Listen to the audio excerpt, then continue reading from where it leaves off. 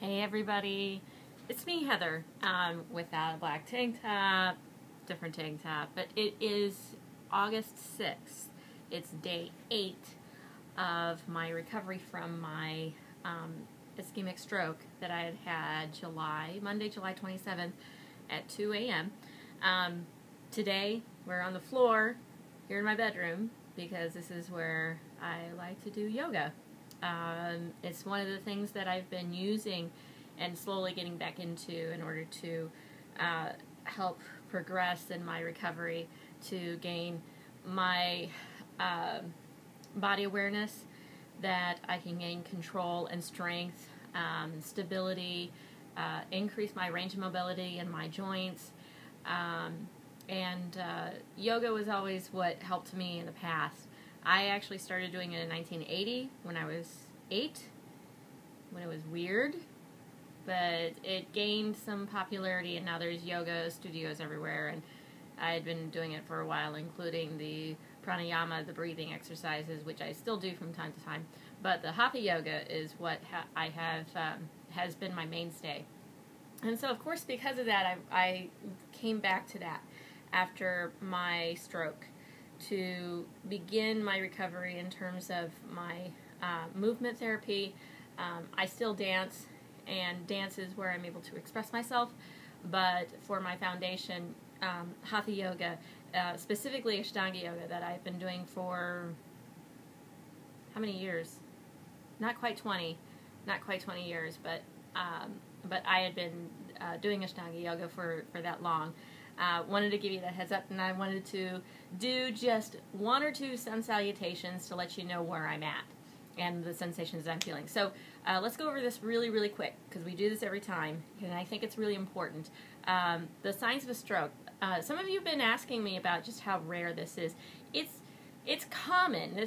Having a stroke in the United States, it's the number 3 killer behind heart disease and cancer. So stroke is everywhere. We know somebody who has had a stroke.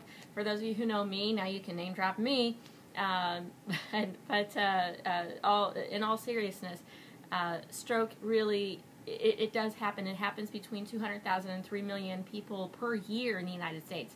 And it mostly occurs in people over the age of 65, but there's a considerable amount of people that suffer from a stroke or a TIA, which is like a minor stroke, between the ages of 41 and 60. So I fall in that age range, and especially with the one risk factor that my doctors had considered, and that is my estrogen therapy. And so even though, and I've been asked these questions too, even though estrogen therapy or birth control pills, if you're over 35, especially if you're a smoker, it doesn't necessarily mean it's going to happen. It's not fatalistic, okay? It's not like you get this and this is going to happen. A plus B equals C. It's not that. It's just that you have an elevated risk. And even though it doesn't happen very often, I just happen to be one of those statistics. So it's just something to be aware of. So stroke does happen to a number of people, and what stroke is that there is a cut of supply of oxygen to the part of the brain. It can be at any part of the brain. It could be part of the cerebrum. It could be part of the brain stem itself.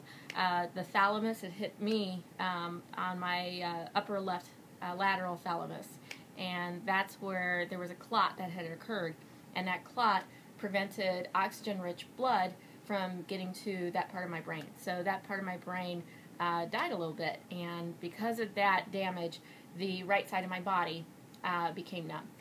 Now the clot is not there anymore, so just in case anybody asks, it is not there anymore. Had it been there, or if there is another one that occurs, you will see a worsening of my symptoms. Okay, so that's what just a basic overview of what a stroke is. Of course, you can Google it, look it all on Wikipedia. The best place to go is the Mayo Clinic, that website. There's a lot of information about stroke, symptoms, what to do in a case, and also the kinds of treatment and the kinds of rehabilitation that's available for stroke survivors such as myself. Symptoms, real fast, again, pay attention to that word fast, F-A-S-T. F stands for face, look for drooping signs. If there's anything that's numbness or tingling on one side of the body. A stands for arm, if there's any arm drooping or there's numbness or tingling down the side of the arm. S stands for speech, if there's confused speech or if there's any slurring or if there's any, it's difficult for the person to string thoughts together. T stands for time. So we have a window, and the sooner you can get that person who's affected to the emergency room for treatment, because it does need a diagnosis, whether it's imaging or whether it's blood tests. There are, I think it's blood tests. Don't quote me on that. I'm going to find that out another time. But definitely an MRI or a CAT scan, they can determine whether or not there is a stroke that is currently occurring or that had occurred, and to make sure that we can minimize the damage that has occurred, as opposed to any more damage that will occur. So without further ado, I'm going to show you just a little bit of what I do. Ashtanga yoga, it's really popular. You can find it anywhere. You can find it in videos. You can find it on YouTube. But I really like to do it here. Okay? Forgive me. I'm going to do just one or two sun salutations. So one thing that I had noticed, and this is really, this is pretty profound here, is that when I bring my arm up, both my arms up, and I can touch both hands here, okay? I can feel this hand, these two fingers are still a little dead.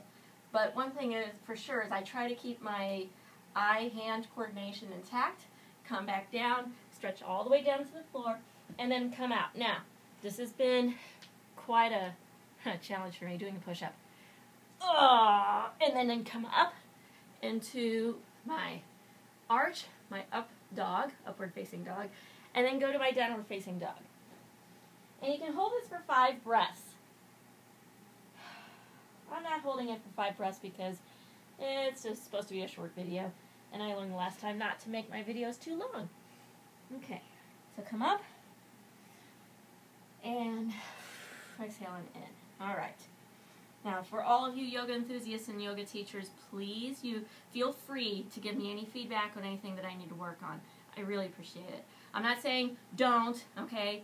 I'm not above criticism. I could use all the help I can get. Okay, so second sun salutation B, or I'm sorry, sun salutation B. This is where I bend the knees. So bend the knees and then come down, bring up, and down. And that shoulder is still really, really unstable. Very, very unstable. It's very difficult, but I'm getting there. Come through with a right lunge. Come up and down. One more. Wait, no. Sorry, 2 more. Come up into downward dog. Left leg comes through. I'm supposed to be breathing through all of this. I am letting that go, just for this little demonstration here. There's that last push with that shoulder, chest, shoulder girdle area.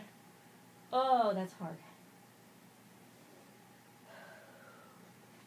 Come forward, and then back to bending the knees, and then come up. So I do that, plus I do a little bit more into the standing positions.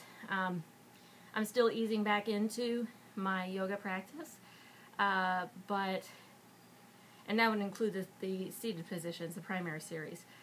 But I'm getting there. I'm getting there. Like I said, I've been able to sign my name, much to the delight of my employees and my my landlord. Hi, everybody. Yes, I can sign checks and you can get your money. So that's a good thing. That's a good thing. I'm able to continue life as I'm supposed to be. So this is where I'm at.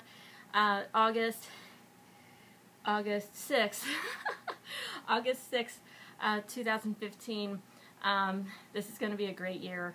I am looking back to getting back on stage, and tomorrow is going to be my first physical therapy appointment.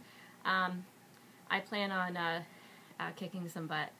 So I will see you soon. Take care, everybody. Love you bunches. Mwah.